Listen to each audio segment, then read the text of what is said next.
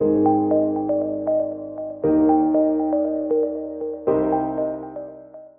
இதனுடைய ஆழம் என்ன அப்படின்னா இங்கதான் வருது. 1915 தான் புது வெடிப்பே வருது. ஆங்கிலேயர்களுக்கு கண்கள் திறக்கின்றன. அப்படியே கண்கள் அப்படியே விரிக்கிறாங்க. ஆஹா! என்னடா இது? இதுவரைக்கும் நாம நினைக்காத ஒரு பெரிய அறிவியல் வந்து எங்கேயோ அந்த காலத்திலிருந்தே அடித்து உறுதியாக சொல்லப்பட்ட ஒரு உண்மை இன்றைக்கு புதிதாக முளைத்து ஒரு பேர் அறிவியலாக வெளிப்பட்டு நிற்கின்றது என்பது எப்ப தெரிய வந்தது? ஆல்பர்ட் ஐன்ஸ்டைன் வந்து என்ன சொல்றாருன்னா, ஜெனரல் ரிலேட்டிவிட்டி அப்படின்ற ஒரு பெரிய கண்டுபிடிப்பை முன்வைக்கிறாரு. ஐயா, என்னுடைய கண்டுபிடிப்பு என்ன அப்படின்னு பார்த்தா, இந்த அண்டம், நீங்க பார்க்கக்கூடிய ஸ்பேஸ், விசும்பு என்பது என்ன அப்படின்னு பார்த்தீங்கன்னா, அந்த விசும்பு நீங்க சொல்லக்கூடிய அந்த வார்த்தைகள பிறகு நான் ஆய்வுக்கு கொண்டு வரேன் பாருங்க. தமிழர்கள் ஆகாயம், நீங்க சொல்றது ஆகாத இடம் அல்ல.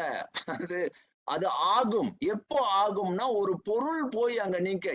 இந்த வரிய பாருங்க, யார் சொன்னா, எப்ப சொன்னா அப்படின்னா, அப்படியே எடுத்து காட்டுறேன். இது ஐன்ஸ்டைனோட சொல்லு பாருங்க. நிலம் ஏந்திய விசும்பும், நிலம் ஏந்தும் போது அந்த விசும்பு தானாகவே உனக்கு தெரிஞ்சிரும்பா அப்படின்னு இந்த ஐன்ஸ்டைனோட தியரியோடைய விளக்கம் இங்க நிக்குது பாருங்க. நிலம் ஏந்திய விசும்பும். அது எப்போ ஒரு சாலிட்ட உள்ள வாங்குதோ அன்னைக்கே விசும்புக்கு இயல்பு தெரிஞ்சிடும். நீங்க விசும்பின் இயல்பை பார்த்திடலாம்.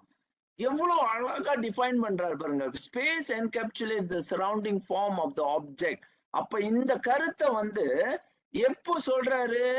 இங்க பாருங்க, முரஞ்சியூர் நாகராயர் எந்த காலத்துல சொல்லிட்டு இருக்காரு? இத வந்து ஐன்ஸ்டைன் வந்து உறுதிப்படுத்துறாரு. உறுதிப்படுத்தும் போதுதான் ஆங்கிலேயர்கள் எல்லாம் வாயை பிளந்துகிட்டு பாக்குறாங்க. ஆஹா அப்படின்னு. இந்த சமன்பாடை நான் உங்களுக்கு விளக்குறேன். இதை விளக்கிட்டு அப்புறம் தொல்காப்பியர் இதை வைத்து என்ன சொல்றாருன்னு நீங்க பாருங்க, உங்களுக்கே வியப்பு வந்துரும்.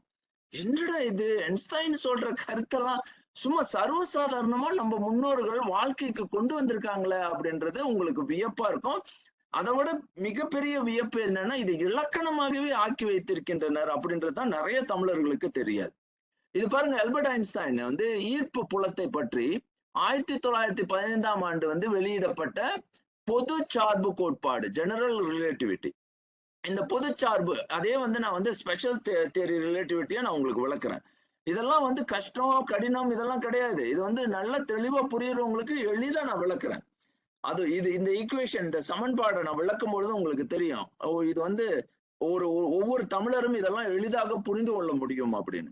அப்ப இங்க பாருங்க என்ன சொல்றாங்கன்னா, ஒரு பொருள் நிக்க, ஒரு பொருளை நீங்க வந்து விசும்பில் வைக்க, அந்த பொருள் வந்து அகலும் வளையும், நெளிவு அல்லது வளைவு விசும்பிற்கு வெளிக்கு இயலும் அப்படின்னு சொல்றாங்க.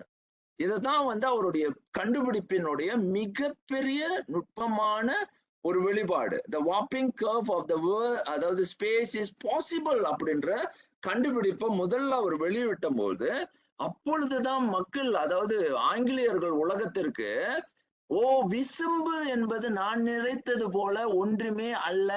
அதை வந்து ஈத்தர் அப்படின்ற ஒரு கருத்துல அவங்க வச்சிருப்பாங்க. அதுவும் அதை பற்றி நம்ம இன்றைக்கு இப்ப நான் பேசல. ஆனா முதல் கருத்தை வந்து நீங்க என்ன புரிஞ்சுக்கணும்னா, அவங்க நினைத்தது இந்த 4 பூதங்கள் அப்படின்னு என்னமோ பல்லாயிரம் ஆண்டுகள் அப்படியே வராங்க. விசும்பை பற்றி அந்த கருத்து அவங்களுக்கு அறவே தெளிவில்லை. அது வந்து பயன்படுத்தக்கூடிய ஒரு பொருள் அப்படின்ற சிந்தனையே அவங்களுக்கு இல்லை. இதை வந்து பயன்பாட்டிற்கு கொண்டு வந்த தமிழர்கள், ஆகாயம் என்பது சீதாகாயம் என்று சித்தர்கள்லாம் என்னென்னமோ புரட்சி பண்ணிட்டு போயிட்டாங்க. அதாவது பாத்தீங்கன்னா, நீங்க நினைக்கிற மாதிரியே இல்ல அப்படின்ற அந்த நுணுக்கத்தில் அவ்வளவு ஆழங்களை செய்து முடித்து விட்ட பின்பு, இங்கு ஆங்கிலேயர்கள் ஒரு புது கண்டுபிடிப்பாக, இதுதான் வந்து ஸ்பேஸ் அப்பா, இதுதான் ஜெனரல் சார்பு பொது சார்பு கோட்பாடை கொண்டு வருகின்றார்.